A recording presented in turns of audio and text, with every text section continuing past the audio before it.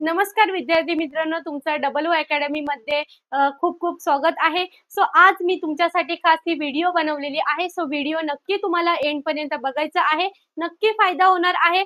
बघा, व्हिडिओ अशी आहे कशाबद्दल बनवली आहे, तर जे स्कॉलरशिपची प्रिपरेशन करत असणार विद्यार्थी, तर तुमच्यासाठी खास व्हिडिओ आहे. तर तुम्हाला अभ्यास कसा करायचा आहे आणि स्कॉलरशिप कशी मिळवायची आहे, हे तुम्हाला काय करायचं आहे, तर याविषयी मी तुम्हाला व्हिडिओ बनवलेली आहे. ही व्हिडिओ तुम्हाला एंड पर्यंत बघायची आहे. कशा प्रकारे स्कॉलरशिप मिळू शकते. बघा, आता असं झालंय की येणाऱ्या मोठमोठ्या परीक्षांची जी सुरुवात आहे, ती तुम्ही एका छोट्याशा म्हणजे ही एक छोटीशी पायरी आहे असं समजा. बघा, ही एक छोटीशी पायरी आहे असं तुम्हाला समजायचं आहे. कारण येणाऱ्या खूप मोठमोठ्या परीक्षा असणार आहेत. तर ही एक छोटीशी पायरी आहे, ती तुम्हाला चढायची आहे. म्हणजेच काय, स्कॉलरशिप एक्झाम. मग ह्या छोट्या-छोट्या गोष्टी काय करायच्या तुम्हाला चांगल्या प्रकारे काय करायचंय त्याच्यामध्ये सक्सेसफुल व्हायचं आहे.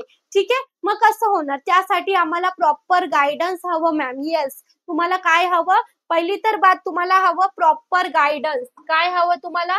प्रॉपर गाईडन्स हवं. आणि दुसरी गोष्ट म्हणजे हार्ड वर्क. म्हणजे ह्या गोष्टी तुम्हाला काय करायच्या लक्षात ठेवायचं आहे. जर तुम्हाला एक्झामचं नियोजन बघा, अभ्यास कसा करावा त्यासाठी तुम्हाला फक्त हार्ड वर्क करून फायदा नाही. पण तुम्हाला जर एक्झाम कशी वेळेचं भान नसेल, टाइम मॅनेजमेंट काहीच नाही, मग तुम्हाला काय हवंय त्यासाठी प्रॉपर गाईडन्स हवंय.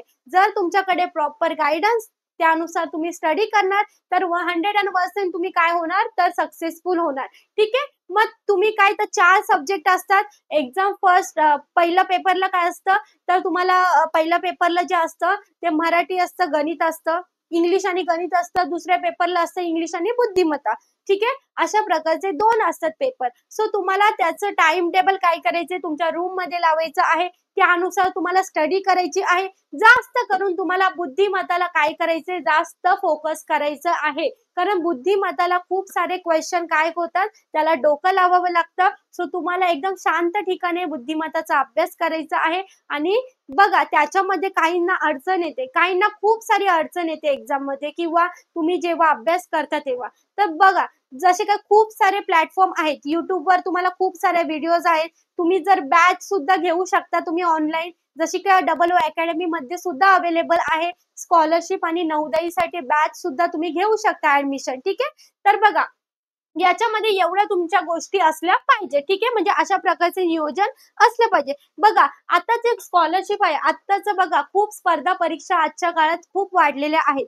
ठीक आहे. एकमेकांवर खूप स्पर्धा होत आहे. स्पर्धा परीक्षा जास्त वाढल्यामुळे आपल्याला सुद्धा काय तर अलर्ट राहायचं आहे. आपल्याला सुद्धा जेव्हा पण एक्झाम येणार तेव्हा आपल्याला एकदम ऍक्टिव्ह राहायचं आहे. हा, जेव्हा तुम्ही ऍक्टिव्ह राहणार तेव्हाच तुम्हाला सगळ्या गोष्टी कळणार. ठीक आहे.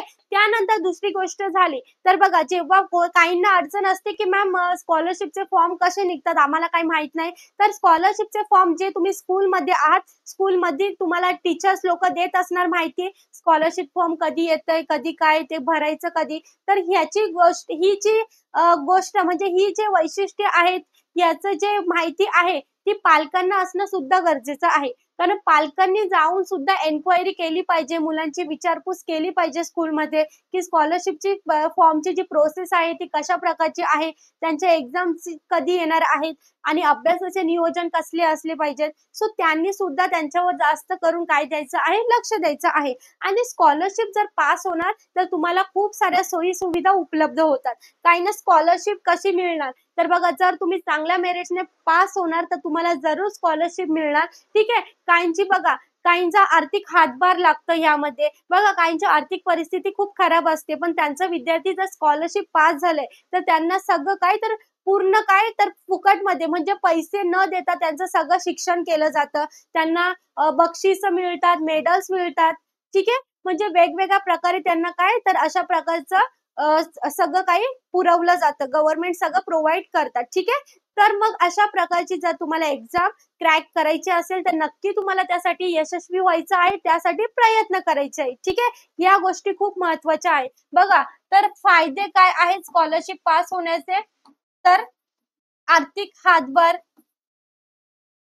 त्यानंतर दुसरी गोष्ट झाली आत्मविश्वास, जो कॉन्फिडन्स आहे आता आत्मविश्वास का म्हणेन मी, कारण बघा तुम्ही जर स्कॉलरशिप छोटीशी एक पायरी तुम्ही पास झाला आहात, सक्सेसफुल मिळालेला आहे तुम्हाला, ठीक आहे. तर तुम्हाला जर दुसरी जी नेक्स्ट लेव्हलची एक्झाम येणार, त्या एक्झाम तुम्ही आत्मविश्वासाने देणार. कारण का तुमच्यात तेवढा काय आलंय, तर तेवढा कॉन्फिडन्स आलाय, तेवढा आत्मविश्वास आलाय. समजा मी कोणती तरी एक्झाम पास झाले, तर मला काय, तर मला आत्मविश्वास येणार का बाबा मी ही एक्झाम पास झाले, तर मी पुढची सुद्धा एक्झाम का पास होणार नाही, ती सुद्धा मी अशाच प्रकारे पास होऊन दाखवणार. तर तुम्ही काय करायचं, स्वतःमध्ये काहीतरी काय करायचं, इम्प्रुव्हमेंट करायचं आहे, घडवून दाखवायचं आहे. स्वतःला काहीतरी घडवून दाखवा, की बघा काही लोक खूप तुम्हाला नावं ठेवत असतील, की बाबा पास होणार, नापास होणार. बघा खूप सारे विद्यार्थी असतात, खूप सारे मोठमोठे व्यक्ती असतात, ते एक्झाम देतात. त्यांना म्हणजे काय टोमणे दिले जातात का बाबा नाही का, पास होणार नाही, तू पास होणार नाही, तू नापास होशील, असं तसं. तर त्यांना काहीतरी करून दाखवा. विद्यार्थी मित्रांनो, त्यांना काहीतरी करून दाखवा, का बाबा मी पास होऊ शकतो या एक्झाममध्ये. तशा प्रकारचे तुम्हाला प्रयत्न करायचा आहे आणि पालकांनी सुद्धा त्यांचा अभ्यास पूर्णपणे करून घ्यायचा आहे.